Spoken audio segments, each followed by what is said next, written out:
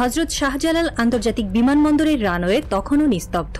বৃষ্টির চাদর মুড়ে রাখা আকাশ যেন অপেক্ষায় কোনো একটা সিদ্ধান্তের, কোনো একটা ঘোষণা অথবা একটা টেক অফের। কিন্তু আকাশের এই নীরবতা যেন এক অশরীরী সন্দেহের মতো নামছে রাষ্ট্রযন্ত্রের কাঁধে। সকাল 9:45। টার্মিনাল 2 এর কাচঘেরা কনফারেন্স রুমে আলো আঁধারির খেলা। ঢুকলেন বেসামরিক বিমান চলাচল মন্ত্রণালয়ের একজন উপসচিব, সঙ্গে মার্কিন দূতাবাসের একজন কৌশলগত উপদেষ্টা। বাইরে তখন সাংবাদিকদের চুপচাপ জটলা। কানে কানে গুজব ছড়ায় বাংলাদেশ সরকার 25টি বোয়িং 7879 ড্রিমলাইনার কিনছে, দাম $7 বিলিয়ন। এই খবরটা যেন হঠাৎই বাতাসের চাপ পাল্টে দেয়। অনেকেই বলছেন এটি এক প্রেস্টিজ প্রজেক্ট, বাংলাদেশের আকাশের গর্ব হোক, বোয়িং যেন তার প্রতীক হয়। কিন্তু এই প্রতীক গড়ার পেছনে কাদের স্বার্থ কাজ করছে? কে বলবে এই সিদ্ধান্ত সময় উপযোগী? বিমানবন্দরের এক কোণে পুরনো ককপিট সিমুলেটরে তখনও ট্রেনিং নিচ্ছেন এক তরুণ পাইলট। তার চোখে ওড়ার স্বপ্ন, কিন্তু তার মাথার উপর যে আকাশটা, সেটা কি আদৌ নিরাপদ? প্রতিটি বোয়িং বিমানের দাম প্রায় $280 মিলিয়ন। 25টি বোয়িং কিনলে খরচ দাঁড়ায় $7 বিলিয়ন, অর্থাৎ $700 কোটি মার্কিন। এই বিনিয়োগের নেপথ্যে যুক্তি হিসেবে বলা হচ্ছে বাংলাদেশের ক্রমবর্ধমান এয়ারলাইন চাহিদা, বিমান বাংলাদেশ এয়ারলাইন্সকে লাভজনক করা, আন্তর্জাতিক রুটে আধিপত্য বিস্তার ইত্যাদি। কিন্তু অন্য এক বাস্তবতা চাপা পড়ে যাচ্ছে এ প্রচারের আড়ালে। বিশ্লেষকরা বলছেন বোয়িং এর এই চুক্তি শুধু আর্থিক নয়, এটি একটি প্রতীকী রাজনীতি। রাষ্ট্র নিজেকে এক অভিজাত আধুনিক আন্তর্জাতিক শক্তি হিসেবে তুলে ধরতে চায়। কিন্তু প্রশ্ন হচ্ছে, এই প্রতীক কি বাস্তবের চাহিদা পূরণ করে, নাকি এটিও হয়ে দাঁড়াবে পদ্মা সেতুর মতো সফল কিন্তু ভারতের মতো অন্য কোনো দেশের দাবিদারি করার এক অবকাঠামো?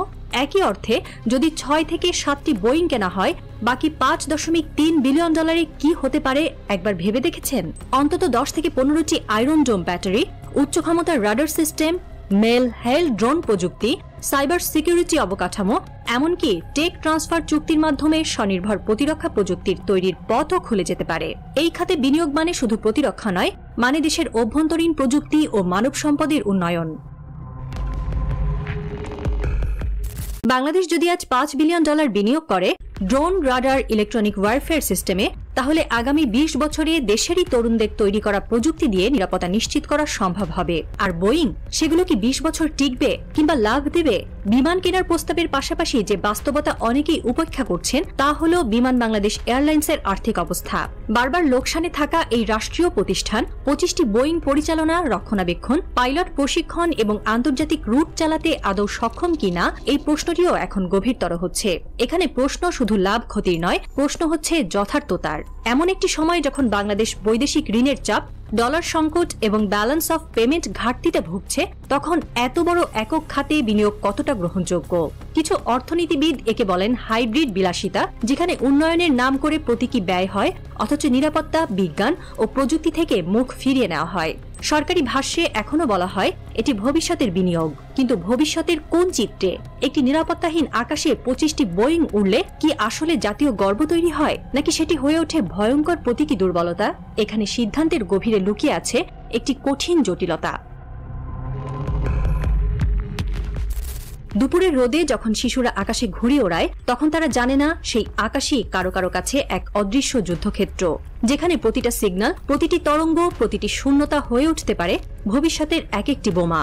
আকাশ এখন আর শুধু আকাশ নয়, এটা এখন বর্ডারলেস থিয়েটার অফ ওয়ার, যেখানে নেই কোনো দৃশ্যমান সৈন্য, নেই কামান বা ট্যাঙ্ক, তবুও চলতে পারে বিধ্বংসী হামলা, নিখুঁত পর্যবেক্ষণ কিংবা সাইবার স্ক্যান করে নেওয়া এক দেশের অস্তিত্ব। বিশ্বের বুকে যুদ্ধের ভাষা বদলেছে। 1971 সালে আমরা যুদ্ধ করেছি মাটি ছুঁয়ে, বুট পরে, হাতের রাইফেল দিয়ে। 2025-এ যুদ্ধ হচ্ছে মাউস দিয়ে, স্যাটেলাইট চ্যানেলে, জিপিএস গাইডেড মিসাইলে। আজকের সবচেয়ে বড় শক্তি কে আগে দেখে আর কে আগে ঠেকাতে পারে।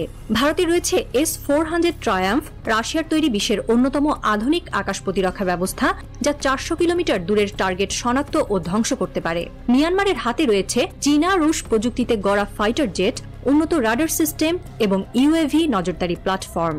এদিকে বাংলাদেশ রাডার কাভারেজে এখনো ব্লাইন্ড স্পট।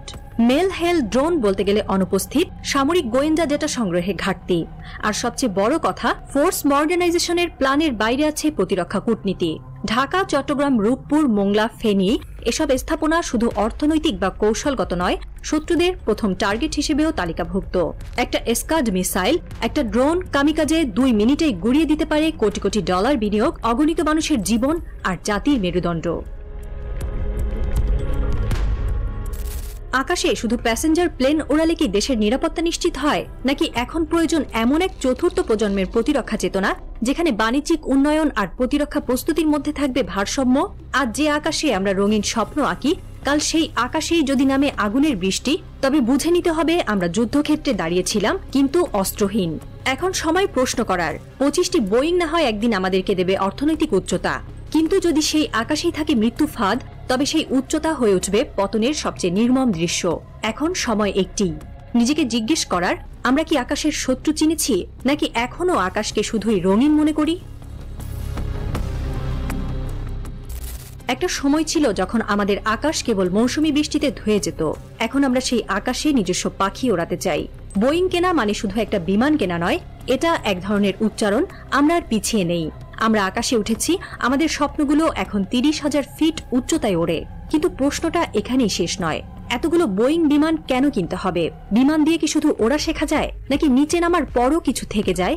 বিমান আমাদের গর্ব, কিন্তু আকাশ প্রতিরক্ষা ব্যবস্থা নিশ্চিত করতে পারে আমাদের ভেতরে না থাকা আত্মবিশ্বাস। বিমান নিয়ে আসে cabin crew, pilot, aviation economy, তাতে চাকরি হয়, ভিসা আসে, ব্যবসা বাড়ে।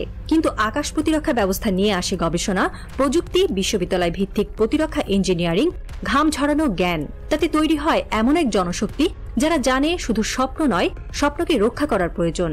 একটি দেশ তখনই পরিপূর্ণ হয় যখন সে শুধু স্বপ্ন দেখে না, স্বপ্নের ওপর পাহারা বসাতে পারে। এই মুহূর্তে প্রশ্নটা তাই খুব সহজ, আমরা কি শুধু চোখের স্বপ্ন রাখবো, নাকি সেই স্বপ্নের জন্য একটা ঢালও গড়ব? বেছে নিতে হবে শুধু ছবি তোলার মতো এক আকাশ, নাকি বাস্তবের মতো এক প্রতিরক্ষা। বিশ্বের রাজনীতি আজ ন্যায্যতার খেলায় চলে না, চলে সক্ষমতার ভাষায়। ভারত যখন তার আকাশ ঢেকে ফেলেছে S-400 এর বর্মে, মিয়ানমার যখন প্রতি বছর আপগ্রেড করছে তার রাডার ও ফাইটার জেট, তখন বাংলাদেশের আকাশ, এই বাঙালির গর্বের নীল চাদর, আজও অনেকখানি খোলা। কিন্তু ইতিহাস কখনো থেমে থাকে না। এক সময় ছিল যখন আমরা বলতাম আমরা চেষ্টায় আছি, তারপর এলো সময় আমরা বলতে শুরু করলাম আমরা ভাবছি। এখন প্রশ্ন, এই গর্বিত ভূখণ্ড কবে বলবে আমরা প্রস্তুত?